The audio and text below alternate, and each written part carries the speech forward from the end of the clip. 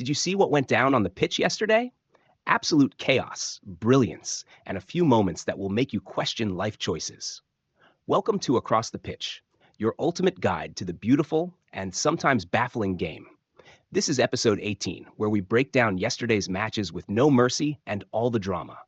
Who delivered, who crumbled, and who should maybe reconsider their tactics. Stick around, we're just getting started.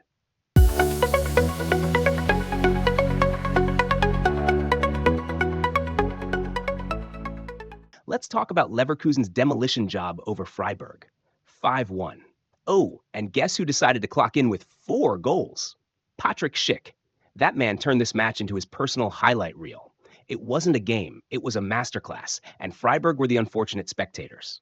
All right, first half. It's all Leverkusen. Possession? Dominated. Chances? Created like they were on sale. But Freiburg's defense held on like their lives depended on it.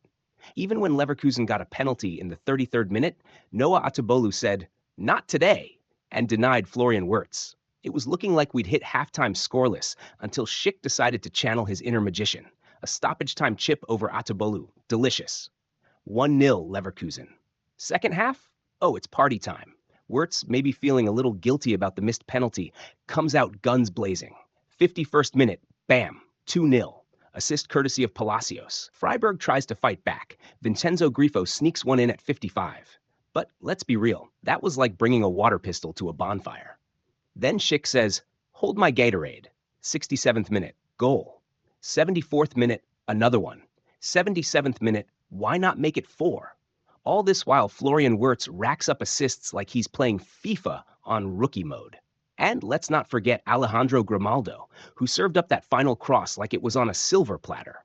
Final whistle blows. Leverkusen wins 5-1. Schick grabs the match ball, probably signs it for himself, and struts off the pitch.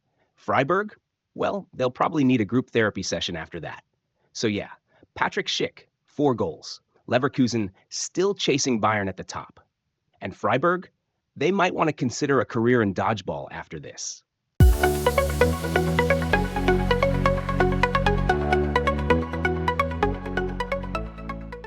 Oh, buckle up, because Mainz just pulled off a heist in Frankfurt. 3-1. Yes, you heard that right. 3 goals, 10 men, and 0 apologies. Paul Niebel? Star of the show.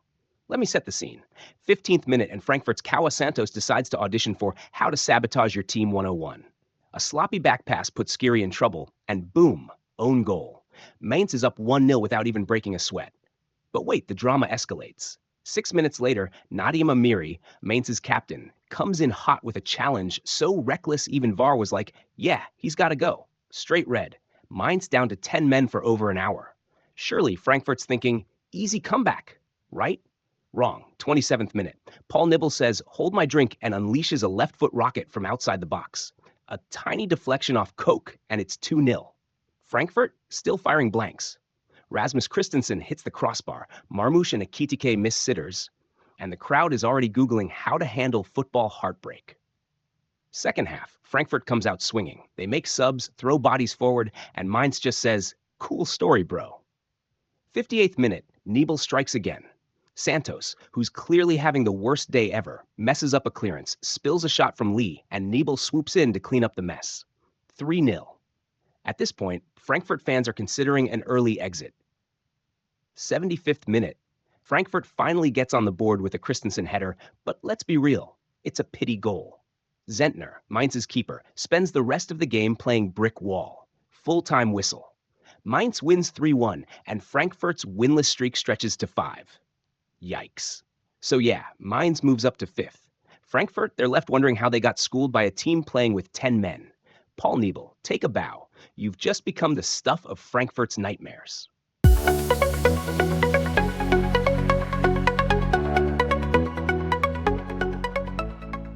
Let's talk about Holstein Kiel versus Augsburg because, wow, this was 5-1 carnage. Shuto Machino? The man was on fire. 2 goals, 2 assists, and enough swagger to make Augsburg rethink their career choices.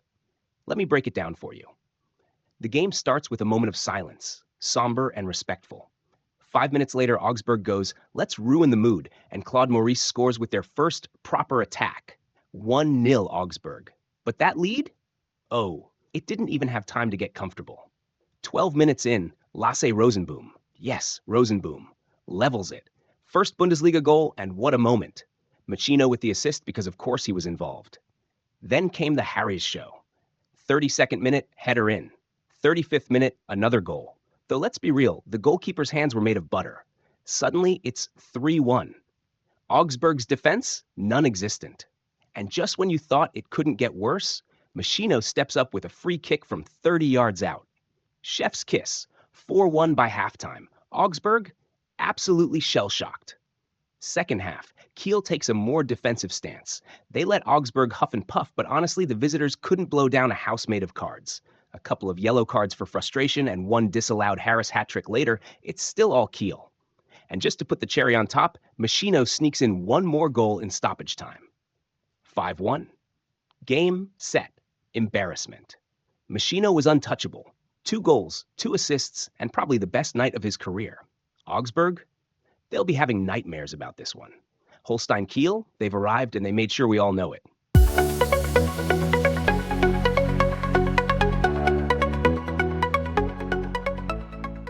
Let me tell you about Werder Bremen versus Union Berlin because this one was chef's kiss.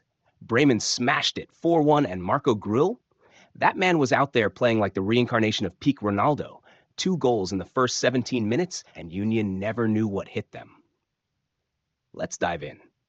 13th minute, and Bremen says, let's set the tone. Grill rises like a salmon to meet across from Schmidt and buries it.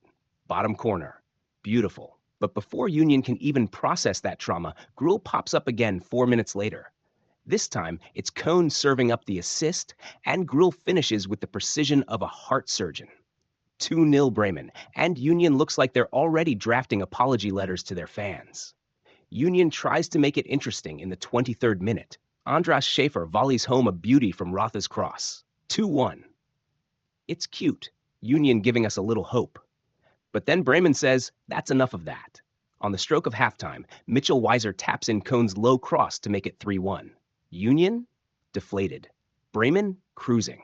Second half, Union huffs and puffs, but Bremen's defense, solid as a rock. Union subs try to spark something, but it's like throwing water balloons at a tank. Pointless.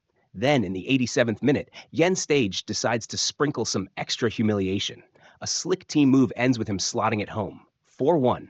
Game over. Derek Cohn deserves a shout-out. 2 assists, defensive masterclass, and enough swagger to bottle and sell. Union, that's now 8 games without a win. Bremen, they're flying high with 3 wins on the bounce. Moral of the story, don't mess with Bremen right now.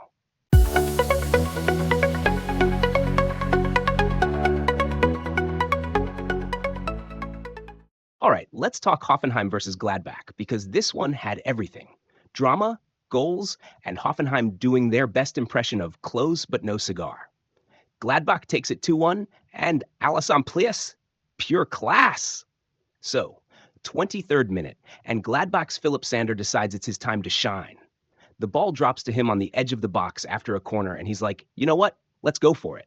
A little deflection, and boom, bottom corner. 1-0 Gladbach.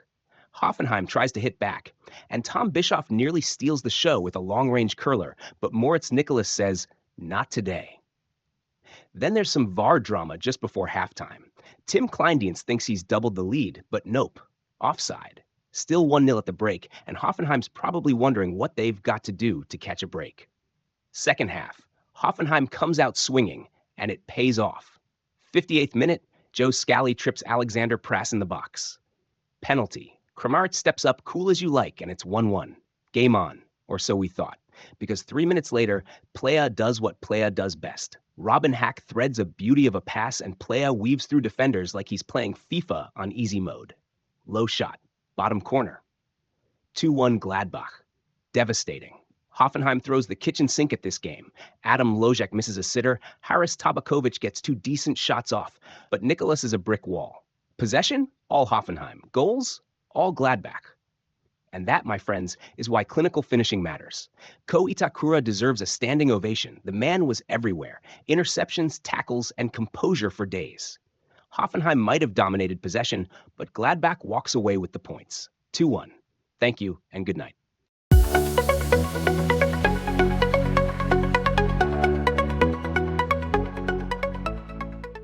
Let's talk about Stuttgart versus St. Pauli, because this one was a classic case of how did that even happen? St. Pauli snatches it 1-0, and Nikola Vasili, the man was basically a brick wall with gloves on. Let's unpack the chaos. 21st minute. Stuttgart's defense decides to play hot potato with the ball, and Johannes Eggestein says, "Thank you very much." A slick turn, a clean finish, and St. Pauli is up 1-0. Stuttgart fans are already Googling how to deal with disappointment. From there, it's Stuttgart, Stuttgart, and more Stuttgart. Woltemade, Malot, everyone's throwing shots at Vasil, but the man's like, "Nah, not today." Fast forward to the 53rd minute, and St. Pauli gets a penalty. Eggestein steps up to put the game to bed, but Nubel reads him like a cheap novel. Weak penalty, easy save. Stuttgart's still alive. The rest of the game? Stuttgart dominates possession, 67% to 33, but can't hit the back of the net to save their lives. Malat, Woltemade, Rieder, Stenzel, they all try, but it's like shooting at a fortress. Meanwhile, St. Pauli nearly sneaks another in the 80th minute, but Afolayan's shot kisses the post and says goodbye. Final whistle, 1-0 to St. Pauli. Stuttgart's stats look great on paper, but that's not where the points are handed out. Nikola Vasilj, take a bow. 5 massive saves, a clean sheet, and probably some back pain from carrying the team. St. Pauli, fighting relegation? You wouldn't know it from this performance. Stuttgart? They're going to need a group therapy session after this one. And that's a wrap for today's episode of Across the Pitch. If you loved the breakdown, or even if you didn't and just want to argue in the comments, hit that like button, subscribe, and turn on notifications so you never miss the next bit of football drama. Got a hot take? Drop it below, and we might just feature it in the next episode. Until then, keep it classy, keep it passionate, and we'll see you next time.